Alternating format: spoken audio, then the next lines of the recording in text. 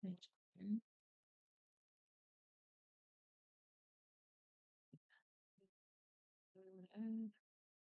Baik.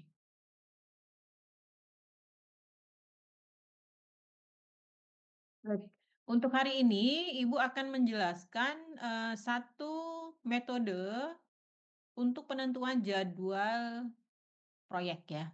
Jadi yang kemarin kan kita sudah bahas ya, ada beberapa metode yang bisa adik-adik gunakan, eee, ketika akan membuat jadwal proyek, di mana nanti, apa namanya,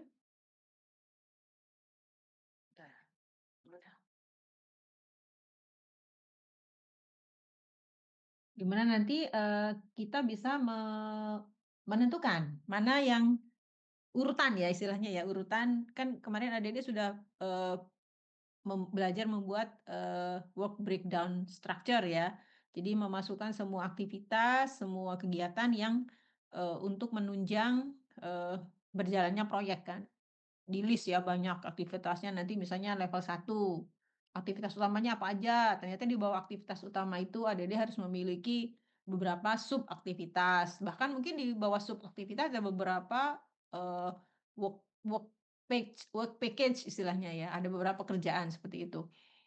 Nah, tetapi yang kita tahu ya kemarin dari work, breakdown structure itu belum bisa menunjukkan urutan gitu kan. Kita bisa memasukkan kemudian, apa, biaya misalnya ya, cost, dari setiap aktivitas ataupun,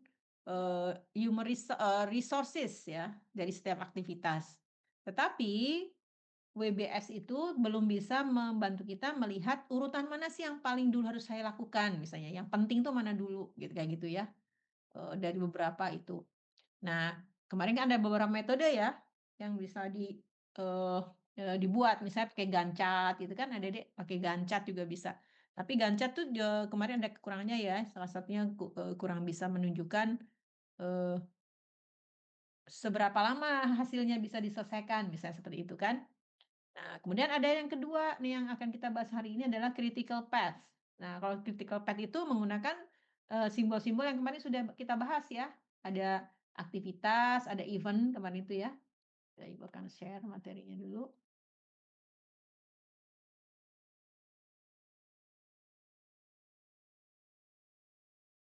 Ini nanti tolong diperhatikan ya cara membuatnya. Oke, adik-adik sudah lihat ya. Nah, jadi kemarin kita sudah bahas tentang Gantt chart kemarin kan, ini. Ini di sini bisa menunjukkan, aktivitas juga waktunya, tapi, urutannya mana itu kan masih urutannya berdasarkan ini aja ya, tapi ada kekurangan kelebihannya kemarin ya.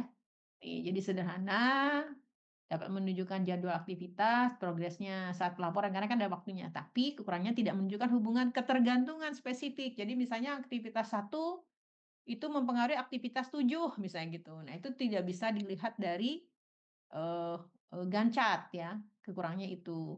Jadi, sulit juga mengetahui dampak keterlambatan satu aktivitas terhadap keseluruhan jadwal. Misalnya gara-gara aktivitas 3 terlambat, itu nanti mungkin kalau diteliti secara gambar gitu ya mungkin bisa, tapi kan secara secara dari awal tahu tuh susah ditentukan gitu istilah-istilah. Jadi susah, eee mengetahui lah istilahnya dampak keterlambatan satu aktivitas di awal-awal seperti itu ya.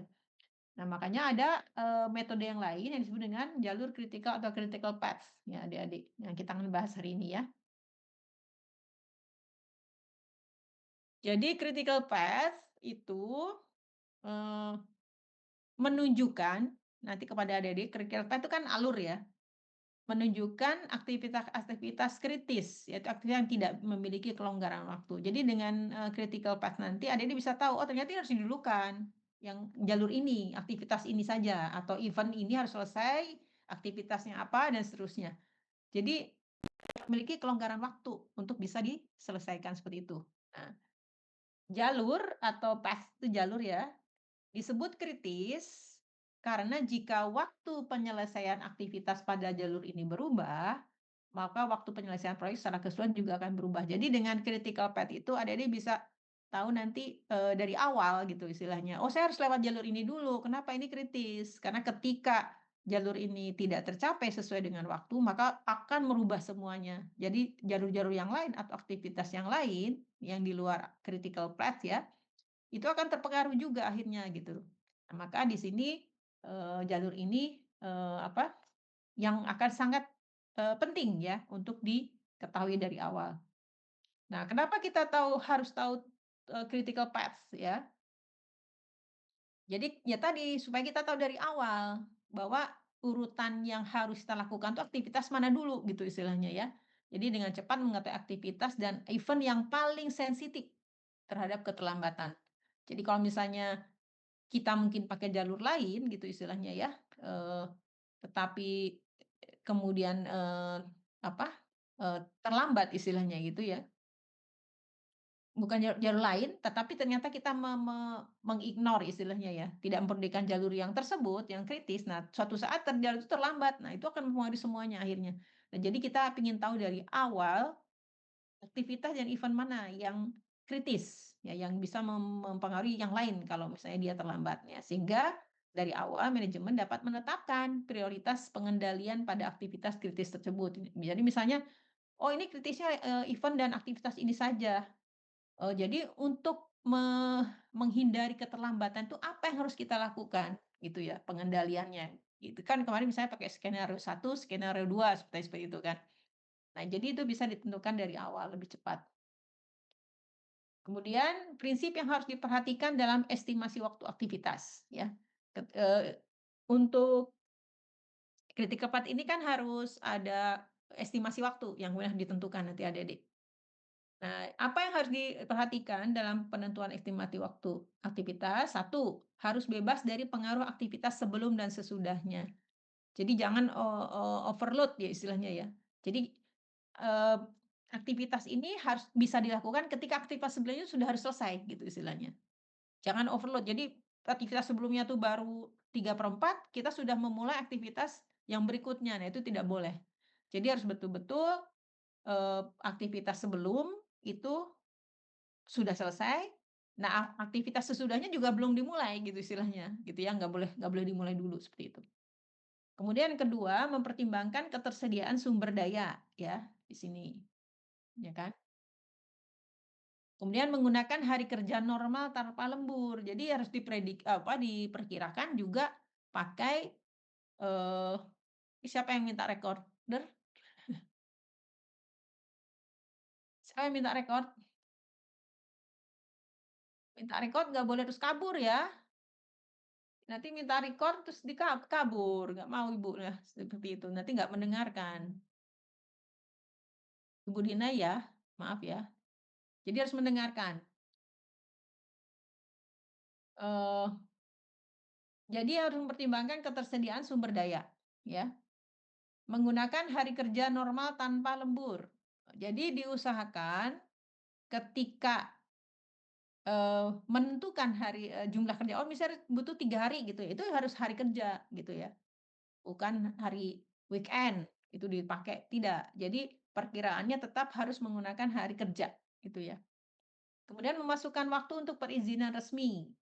Jadi kalau perlu perizinan itu, maka nanti, apa namanya, harus ada izin-izinnya yang harus dipersiapkan ya. Kemudian memasukkan faktor iklim atau cuaca, terutama untuk proyek-proyek yang, menggunakan, lingkungan terbuka misalnya gitu ya. Jadi terbuka, misalnya cuaca, iklim gitu, maka harus, apa namanya, dipertimbangkan. Jadi misalnya waktunya 7 hari, sekarang lagi musim hujan nih, ya. Nah itu dipertimbangkan, kan dikasih waktu lebih kalau bisa, jangan pas 7 hari misalnya seperti itu. Jadi diprediksi, takutnya nanti pas ini hujan, ini nggak bisa dilakukan ya. Jadi kita harus ada spare waktu ya dalam, menentukan, waktu ya, estimasi waktu aktivitas, kalau di situ ada, pengaruh cuaca atau iklim ya terhadap aktivitas tersebut. Nah, sekarang kita lihat beberapa. Nah, kemarin kan kita sudah bahas ya, event. Jadi, lingkaran itu adalah event dan, panah ini adalah aktivitas, menunjukkan aktivitas ya. Nah, Di dalam lingkaran atau di dalam event itu diberi penjelasan, ya, diberi penjelasan ya adik-adik. I itu adalah event ke satu misalnya event ke satu itu I dan J ini merupakan urutan ya adik-adik. Jadi kan kemarin kan ada event satu event satu event 2 event event 2 event 3 event 4 dan seterusnya. Nah, jadi I dan J ini adalah event ya. Nah, inisial kita, itu misalnya inisial ya. Nah, kemudian di dalam, perhitungan waktu dan penurunan tingkat itu ada beberapa simbol ya, TE, T itu ada earliest event occurrence. Ini adalah, earliest ya, jadi paling awal ya, jadi event yang terjadi paling awal, inisial lah, TE-nya tuh di sini. Kemudian TL ada latest event occurrence time, time ya, jadi waktu. Nanti jadi, di sini adalah kita memasukkan waktu ya, TE itu adalah earliest event occurrence time. Kalau itu TL itu latest event occurrence time. Jadi waktu yang, paling lamanya berapa. Jadi paling paling cepatnya berapa, paling lamanya berapa nanti di sini. Kemudian ES, earliest activity start time. Start time ya, jadi maksudnya dimulainya ES ini. Biasanya ini, TE ini, earliest event occurrence time ini menjadi, Eee, activity start ya ya jadi, memulai aktivitasnya itu mulai dari TE ini. Jadi ES, IJ ya jadi dari I ke J maksudnya ya, dari yang berikutnya kan berikutnya J. Kalau misalnya ada banyak ya berarti kan ini satu 2 nanti ada 3 ini berarti ES satu ke 2 gitu misalnya. Jadi, waktu, earliest activities time-nya, eee eee dari satu ke 2 itu berapa gitu, berapa ya. Sedangkan LS adalah latest activity start time. Jadi, dari IJ juga ya. Jadi itu adalah, start aktivitasnya yang, paling akhirnya gitu ya, butuh berapa. Nah sedangkan EF, ini TE sama ya, ini TE itu berarti dia, eee, earliest event occurrence time-nya di, eee, event 2 ya, ini event 2 juga TL-nya, di event 2 gitu ya. Jadi nanti ada di sini adik-adik. Bagaimana cara menentukannya kita nanti ya praktekin, lebih mudah. Ini kan untuk, pengetahuan adik-adik aja dulu.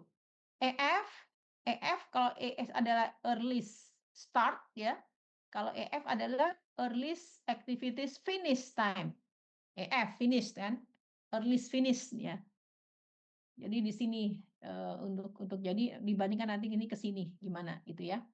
Nah ini ada beberapa jadi ES itu early start, kalau EF earliest finish ya, kalau TE adalah earliest event occurrence time ya, earliest kalau last TL tuh L tuh last lah pokoknya ya, kalau E itu earliest seperti itu. Nah kemudian latest activity start time, latest finish ya. A adalah kode aktivitas, T adalah duration time, durasi waktu yang diperlukan untuk menyelesaikan aktivitas. Jadi, A ini adalah, urutan aktivitasnya, kalau kalau bulat kan tadi event ya, I itu satu 2 IJ itu kan event.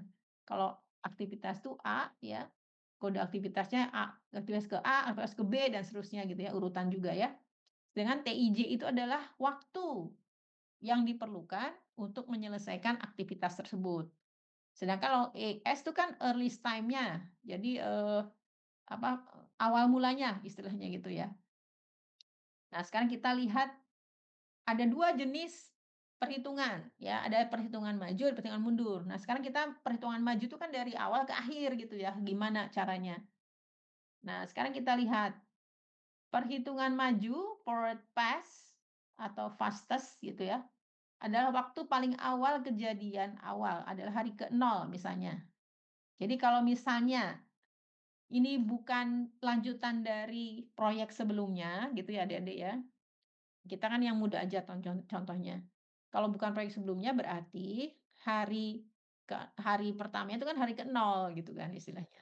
Maka dikatakan TE ke-0-nya adalah sama dengan 0. Nah, kecuali untuk proyek yang berhubungan dengan proyek lain atau sebelumnya. Mungkin TE 0-nya bukan 0, tapi TE 0-nya mungkin hari kelima misalnya, berarti TE 0-nya adalah 5 gitu kan. Nah, ini kita asumsikan misalnya ini proyek baru. Jadi, earliest time-nya di sini, nih entar. Nah, TE-nya di sini yang pertama itu kan nol ya, ke nol itu adalah sama dengan nol release time-nya. Jika event awal terjadi pada hari ke-0, ya, event awal ini pada hari ke-0 gitu ya, dilakukan pada hari ke-0, maka TI-nya adalah sama dengan nol. Ini contoh lain ya, TI-nya nol atau I sama dengan nol nih, seperti ini kan tadi. Nah, TI nolnya sama dengan nol. Sehingga, nah untuk persamaannya berapakah ESIJ-nya atau start-nya, early start-nya gitu kan. Nih, early start-nya atau early activity start time-nya, ES ini persamaannya adalah ESIJ sama dengan TEI. Nah, karena TEI-nya tadi nol, ya kan, pada saat nol, maka ESIJ-nya sama dengan nol. Nah, sekarang untuk finalnya, ES ini nih, final kan di sini ya. Early finalnya.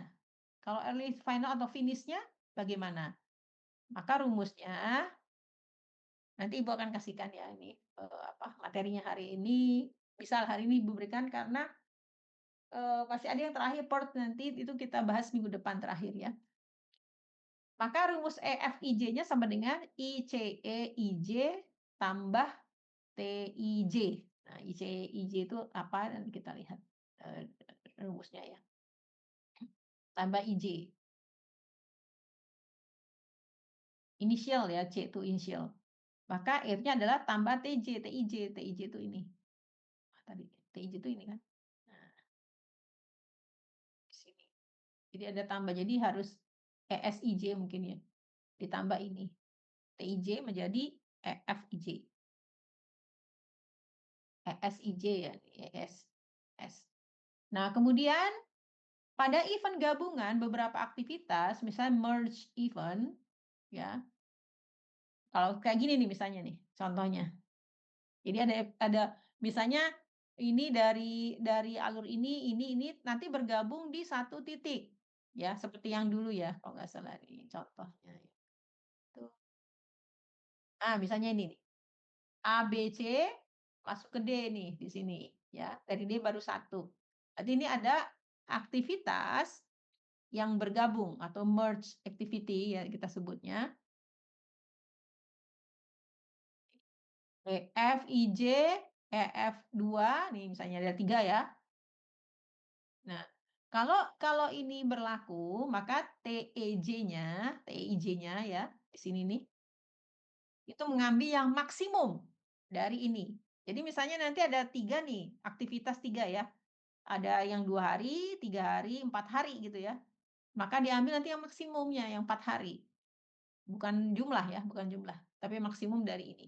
Jadi event hanya dapat terjadi jika semua aktivitas sebelumnya selesai. Sehingga waktu paling awal event adalah nilai IF, ini IF-nya terbesar dari aktivitas yang berakhir pada event tersebut. Jadi kalau misalnya ada 2 hari, 3 hari, 4 hari, otomatis kan kalian ambil 4 hari. Kalau 4 hari kan berarti si yang 2 dan 3 pasti kan sudah selesai. Kenapa? Syarat kita melakukan aktivitas berikutnya adalah ketika aktivitas sebelumnya harus sudah selesai gitu kan. Syaratnya kan itu. Maka diambil nanti TE-nya itu adalah nilai maksimum dari EFI-nya yang mana dari sini gitu loh. Jadi kalau 4 hari yang paling besar ya kita ambil 4 hari. Itu untuk nilai TIJ-nya karena TIJ kan tadi ditentukan oleh EF-nya nanti ya, EF-nya finalnya berapa gitu. Nanti kita lihat contoh mungkin lebih mudah adik-adik. Nah, sekarang ada 2 cara ya. Ini untuk kalau kita menghitung ke depan. Nah, ada juga kan nanti kita menghitung mundur gitu istilahnya ya, backwards, slowest.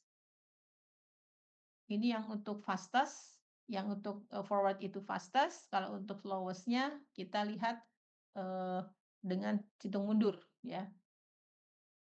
Pada terminal event berlaku TLJ sama dengan TEJ ya, pada terminal event. Terminal event itu berarti di akhir adik-adik, di event. Jadi event, terakhir, ini Nah ini, itu tuh, untuk event misalnya ada event gini, gini ya misalnya ya. Ini begini, begini, ya gampang aja. Nih begini. Itu kan ada TE, ada TJ kan di sini. Nah, kalau di event-event ini, itu bisa sama bisa beda. Kalau di event tengah-tengah itu adik-adik, kan tergantung ke sini kan, tergantung ini, ya. Tapi kalau terminal event atau apa namanya tuh, terakhir gitu misalnya, ini tuh kalau kita tahu TE terakhir TE gitu hasil perhitungan TE tahu, kan TJ-nya adalah sama dengan TE. Untuk yang event terakhir ya, sebagai penutupnya tuh di sini. Itu adalah selalu seperti itu. Jadi pada terminal event berlaku TLJ sama dengan TEJ. Waktu mulai paling lambat suatu aktivitas sama dengan waktu selesai paling lambat dikurangi durasi. Jadi LSIJ ya, adalah sama dengan LFIJ dikurangi TIJ. Nanti nanti LFIJ yang terakhir itu adalah sama dengan TLJ ini yang terakhir ya. Dia akan lebih mudah dicontoh sih, kalau di sini masih mungkin bingung. Pada event yang mengeluarkan beberapa aktivitas atau burst event, maka berlaku TL-nya diambil yang minimum kebalikannya. Misalnya ada beberapa LSIJ yang, eee eee keluar ya, yang masuk lah istilahnya, yang keluar dari event itu misalnya ini ya. Nah nanti, kan ini harus ke sana ya, kalau mundur kan ke sana. Nah, nanti TLI-nya ya, itu diambil yang minimum dari LS-nya nih, LS. Kan diambil yang paling kecil kalau bisa kan, seperti itu. Nah ini, nanti kita lihat TL dengan, eee TL itu kan, last ya, latest event occurrence time ya, jadi TL-nya nih, latest event occurrence time. Jadi kalau TE itu untuk maju ya, digunakan untuk menghitung maju, TE, F. Sedangkan untuk mundur nanti menggunakan TL, LS ya, adik-adik untuk kodenya. TL, LF ya, LS, LF dan seterusnya. Nah, ini adalah untuk, pengetahuan dulu adik-adik. Nah, sekarang kita sepertinya belum ya, belum ke contoh. Nah, untuk penjelasan masih ada penjelasan. Nah, sekarang ini untuk, LS. Nah, karena setiap aktivitas hanya dapat dimulai ketika event sebelumnya telah terjadi, ya adik-adik ya, kan kita nggak boleh memulai kan istilahnya. Maka waktu paling lambat suatu event adalah sama dengan nilai terkecil untuk yang LS ya. Suatu event sama dengan nilai terkecil dari waktu mulai paling lambat aktivitas atau yang berawal dari event tersebut. Ya. Jadi kalau untuk yang apa namanya, latest-nya istilahnya ya, paling lambatnya itu diambil yang terkecil, ya.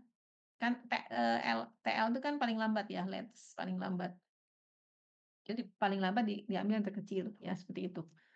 Mungkin akan lebih mudah ini, kita lihat ke contoh aja langsung ya. Nah sekarang bagaimana cara menentukan, critical path ya. Eee, jadi untuk melakukan critical path, yang pertama lakukan forward pass untuk memperoleh forward pass untuk memperoleh the early start time of an activity ya. Jadi, ES-nya dulu ditentukan nanti ya, kemudian, EF-nya juga ditentukan. Nah, aktivitas berikutnya dimulai saat aktivitas sebelumnya berakhir. Ini adalah forward ya, forward itu apa, paling cepat lah istilahnya, itu kan ya, ibu lupa ya, earliest ya, TE, EE, EF kayak gitu. Sedangkan untuk countdown calculation itu berlaku mundur kan, namanya countdown. Itu pada terminal event berlaku tadi ya, the earliest possible end time of the activities atau TE itu sama dengan TL, the latest possible end time of the activity.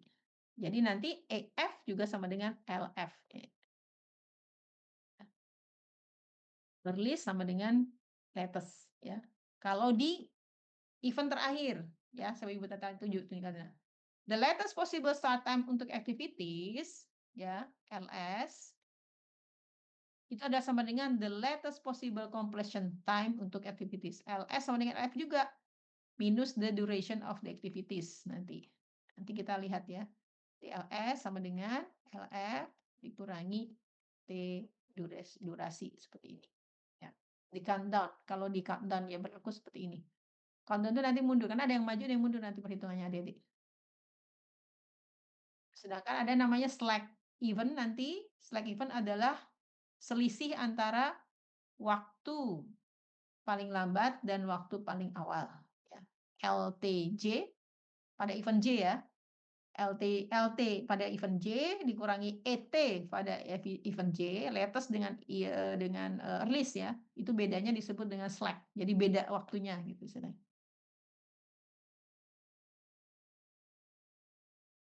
Critical event. Nah, syarat dari critical path, jadi kan nanti adik-adik banyak banyak misalnya banyak jalur ya. Banyak jalur nih, misalnya contohnya ini terus ada yang gampang aja ini segini kita. Ini kan ini ya. Kan jalurnya ada yang ke sini, ya kan? Jalurnya ada yang ke sini, coba. Ada yang ke sini, baru ke sini. Atau ke sini, baru ke sini. Nah, kalian kan nggak boleh memilih dua-duanya, harus memilih yang paling yang kritikal. Yang kritikal itu yang tadi, yang harus didulukan dari yang lain. Kenapa? Kalau dia eh, terlambat, maka yang lain juga akan terlambat. Istilahnya kalau misalnya critical path-nya ini ya, ke sini. Nah, kalau critical path ini terlambat, maka ini juga akan ikut terlambat gitu loh. Tapi kalau bukan critical path ini terlambat, ini critical path nggak akan terpengaruh seperti itu. Nah, nanti syaratnya adalah untuk critical path ya, event dengan slack event-nya itu harus sama dengan 0. Dia harus melewati event yang slack-nya antara TL dengan TE-nya itu 0 gitu istilahnya tuh. Kan nggak boleh ada slack ini. Ya. Jadi ketika LT dikurangi ET-nya adalah sama dengan 0, maka disitulah kita mencari sebagai critical path. Karena dia nggak boleh ada selisih kan antara estimated latest dengan estimated release-nya gitu loh, time-nya. Nggak boleh ada slack. Nah, jadi acuannya nanti langkah event aktivitas dan event itu yang dilalui sebagai critical path, itu adalah slack-nya harus 0 pada event tersebut, gitu ya, poinnya di situ. Nah, di sini ETJ berarti kan harus sama dengan LT, ya kan syaratnya ini kan, slack itu ini kan, jadi ET harus sama dengan LT pada event tersebut, ya. Untuk aktivitas kritis atau critical path itu aktivitas yang sangat sensitif terhadap keterlambatan. Ya, syaratnya slack-nya harus 0, sehingga ETI sama dengan LTI dan ETJ sama dengan LTJ, ya seperti itu. Nah, kita contohkan di sini misalnya. Misalnya Dedi diberi suatu aktivitas ya dengan penjelasan suksesor dan suksesornya. Kalau disebut suksesor itu kan berarti hasilnya ya dari aktivitas tersebut. Kalau suksesor kan kemarin ada hasil dari event sebelumnya. Kalau prosesor itu adalah aktivitas yang mendahului aktivitas tersebut ya. Kalau ini kan namanya suksesor nih penjelasan Ibu. Nah, berarti di sini maksudnya kalau suksesornya B dan C berarti aktivitas A ini mendahului aktivitas B dan C. Jadi ini harus selesai dulu baru bisa ada B dan C. Nah, durasinya B dan C ini adalah 8 misalnya waktunya. Nanti dari B itu dia suksesornya D, E, F. Berarti apa? Setelah B selesai, maka ada 3 aktivitas yang harus dilakukan. Ada D, E, F. Ya, seperti itu. Dengan waktu 5, durasinya 5. Sedangkan untuk C ini, ya, setelah C selesai, maka bisa melakukan aktivitas H dengan waktu durasinya adalah 11 ya seperti itu. Nanti dari D, nah dari B ini kan ada D nih, D, E, F. D ini kalau udah selesai bisa melakukan G, kan. Kemudian E, dari E itu kalau ini selesai dia bisa G, aktivitas G juga bisa aktivitas H. Nah, di sini. Berarti ada yang sama nih nantinya. Berarti digabung tuh nanti pasti. Untuk F, F ini nanti aktivitas H kalau udah selesai, ya. Dengan waktunya, ini waktunya ya udah ada di sini. Kemudian dari G nanti bisa aktivitas I, H juga aktivitas I, dan I tidak ada. Berarti apa? Ini I terakhir. Karena kan di sini tidak ada suksesor yang dihasilkan I, berarti I ini adalah aktivitas yang terakhir. Berarti event-nya setelah itu ya terminal event gitu ya. Seperti itu. Nah, maka kita harus menggambarkan dong adik-adik ya, semua dari ini. Nah, kita lihat. Nah, inilah kurang lebih gambarnya. Kalau kita lihat nih, sekarang kita lihat. A menghasilkan aktivitas event, event benar aktivitas berarti event itu ya. Event, sorry. Ini A, A-nya di situ. Ini B,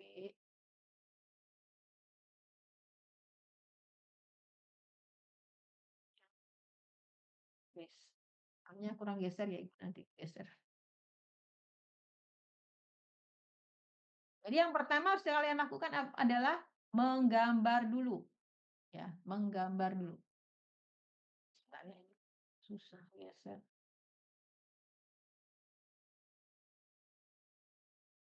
Menggambar dulu A, ini B. Nah, sekarang kita lihat.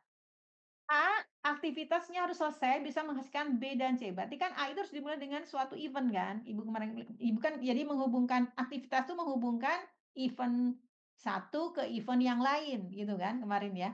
Nah, jadi sebelum A itu kan ada event dan setelah A ada event juga.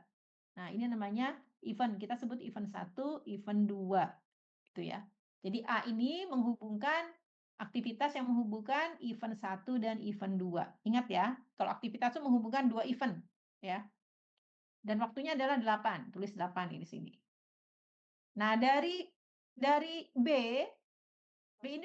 itu bisa menghasilkan 3 aktivitas nih dari event ini berarti ada 3 aktivitas. Ada satu, ya kan? Ada 2, ada B, B dan C ya. Nah, F-nya sebenarnya kan bisa aja ke sini ya. Cuman ternyata F itu kan ke H ya nantinya ya.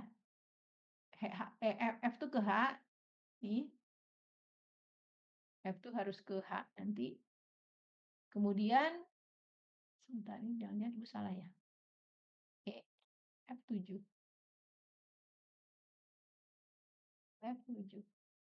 Jadi berarti salah nih. Harusnya nggak ada nih. Nah, F sendiri ya, inisial F ke H. Oh, enggak, ini nggak ada ya. Berarti ini ada 2, D dan E. D, B, D, B itu menghasilkan, maaf, B ini B ya. Bentar. Jadi salah. Kita lihat, kita clear all dulu. Ini A, ini B. Oke, udah benar ternyata. A itu menghubungkan event satu dan event 2, ya kan? A menghasilkan B. B dulu ya. Sekarang kita bahas B dulu. B nih, ya. B seperti yang Ibu bilang, aktivitas B kan menghubungkan 2 event juga, ya kan? Berarti kita harus menambahkan satu lingkaran setelah B kan? Nah, karena kita urutkan ini satu, ini 2, maka ini 3, gitu kan? Nah, nanti dari B itu ada 3 aktivitas yang keluar. Berarti dari event 3 kan? Dari B itu ada D, E, F. Maka ini D, E, F. Nih, ada 3 kan? Sekalian coba lihat D, E, F. Ini 10. 7 ya. Nah, kita lihat untuk B itu kan 5, ininya 5 nih. Duration-nya kan 5 B. Ini ada D, D itu 2, E 10, F, 7 kan, tuh durasinya tuh masing-masing. Nah, tadi A itu setelah berakhir di event 2 dia menghasilkan B dan C. Ini B udah, berarti kan C, ada C kan? Nih ada C. C dengan aktivitas selama 11, nih 11. Nah, C-nya kan harus berakhir sebelum dia lanjut ke H, maka harus ada event. Nah, event di sini yang C ini loh. Nah, gitu loh. Ada event. Nah, kita belum tahu yang lain eventnya gimana. Nah, kemudian dari kita urutkan aja ya. D, E, F kan berarti udah ada nih D, E, F dan ini H nih udah sorry, C ya, C itu ini C. Nah, terus kita ke D. D itu kan berarti ini ya, D, aktivitas D. D itu ke G. Tidak ada yang lain kan sebelumnya kan tidak disebutkan di depan tuh ada G di sini. Oh, berarti dia menuju ke G. Harus ada event dulu kan? Nah, sebelum ke G ini dia ada event dulu 5 tuh kan. Nah, D-nya sebesar 2 timenya. Terus yang E. E kan ini, ya kan? E ini itu dia menuju G dan H. Kita kita jangan langsung, selesaikan, kenapa? Ternyata H ada muncul di F nih adik-adik. Ini kan G dan H. Berarti dia ke G ini dan ke H. H itu mana? H itu ternyata dari F kalau dia sendiri. Jadi kita dulukan yang sendiri dulu adik-adik, jangan yang 2 karena kan akan bingung nanti. Oh, F ada H. Kita tadi ada D, E, F-nya. Berarti ini E itu ke event dulu, tapi kita belum lanjut ya, karena harus stop dulu kan sebelum yang lain. 4. F sekarang. F itu kan ini H. Oh, F itu H. Kalau sebelum ke H, berarti kan harus event dulu. Maka F ini dengan durasi 7 ke H. Ternyata yang ke H itu ada E, ada C, sorry, ada C. Ini kan tadi C, ada F. Berarti karena F dan C menuju ke H yang sama, ya kan? Ini kan H nih, H dan H. Berarti dia masuk ke event yang sama. Nah, makanya F-nya masuk ke sini, gitu loh.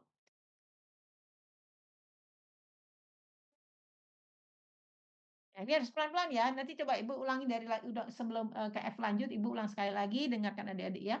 Karena adik-adik harus memahami ini. Kita ulang. Ingat, aktivitas adalah menghubungkan 2 event, ya. Seperti yang sudah dijelaskan sebelumnya kemarin. Aktivitas adalah jalur yang menghubungkan 2 event. Sekarang kita lihat aktivitas A dulu. A berarti di sini, kan aktivitas garis tuh. Berarti dia menghubungkan 2 event. Kita buat lingkaran di antara A, di akhir A dan, awal A. Berarti ini adalah event 1, event 2. Oke, sampai situ ya. Setelah aktivitas A selesai, ternyata muncul aktivitas B dan C. Ada 2 berarti. Berarti dari event 2 ini muncul 2 aktivitas B dan C. Jangan lupa di bawah aktivitas B ada durasinya, di aktivitas C ada durasinya. Oke ya. Nah, kita belum tahu nih mau kemana. Tapi selalu ingat, setelah aktivitas itu selesai harus ada event yang menutupnya kemudian. Ya berarti kalau kalau A ini B dan C, berarti kalau B dan C kalau selesai, berarti kan di akhir B harus ada event, di akhir C harus event kan? Maka B ini ada event nih. Terus di akhir C juga ada event. Mungkin adik-adik gambar di sini dulu boleh, nggak apa-apa. Ini kan karena sudah jadi, Ibu gambarnya kan seperti ini.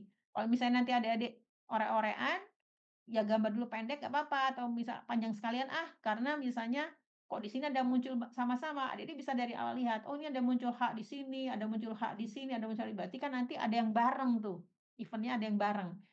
Indikasinya muncul aktivitas yang sama setelah hasil ini ya adik-adik, ini akan sama nih. Pasti dia nanti berujung pada event yang bareng, ya H ini kan, berujung pada event yang bareng. Nanti boleh adik-adik gambarkan di sini, misalnya 6 di sini boleh, boleh gambarkan di sini aja dulu 6, misalnya. Kalau belum diurutkan nggak apa, ada, yang penting ada lingkaran untuk aktivitas gitu ya. Nanti mengurutkan terakhir boleh. Kemudian sekarang kita ke B. B berakhir, memunculkan aktivitas D, E, F. Berarti dari event akhir B, berarti ini kan, dari event akhir B ini muncul 3 aktivitas, ada D, ada E, ada F, gitu kan.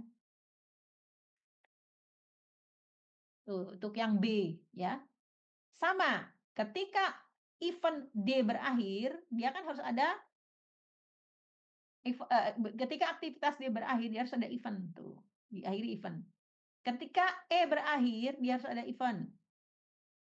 Ketika F berakhir, ya, dia harus ada event. Itu juga.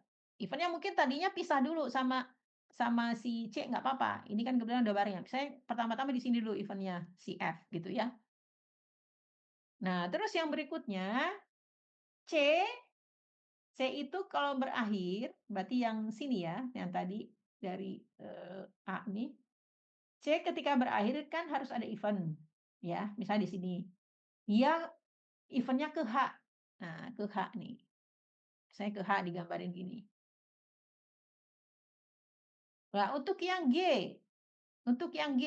kalau ke H misalnya ada ke H ada ini dulu boleh nggak apa-apa, ada event ya berakhir di sini.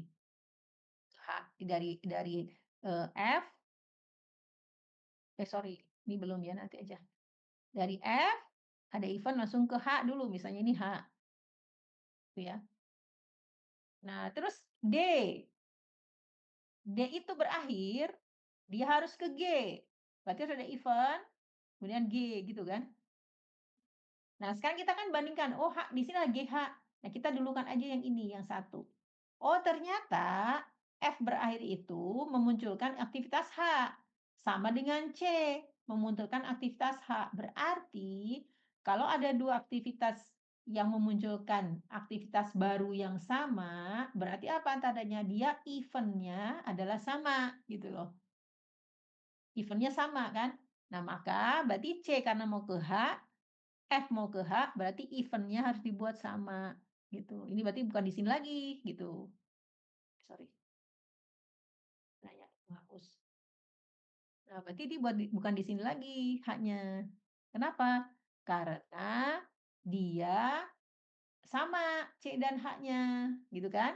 C dan F-nya sama, berarti dia memunculkan H dari event yang sama di sini. Oh, berarti ini F-nya juga ke sini, set, C-nya juga ke sini, gitu.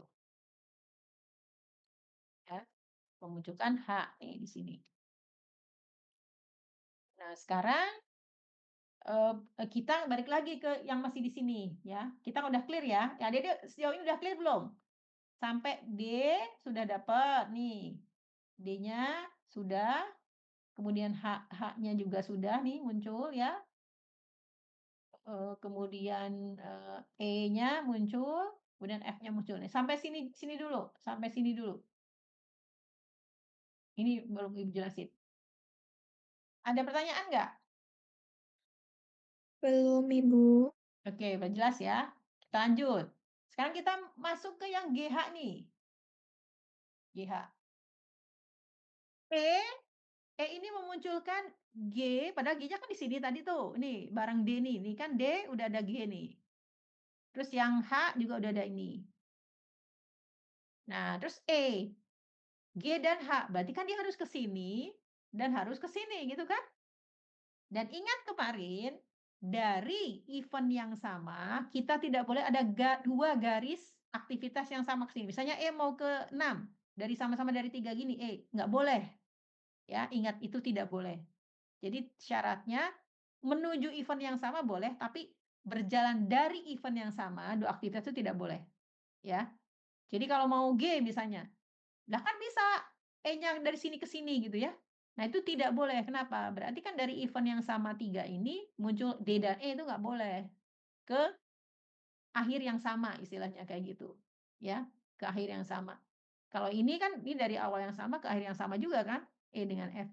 Nah, makanya kemudian kita buat event yang baru untuk E di sini.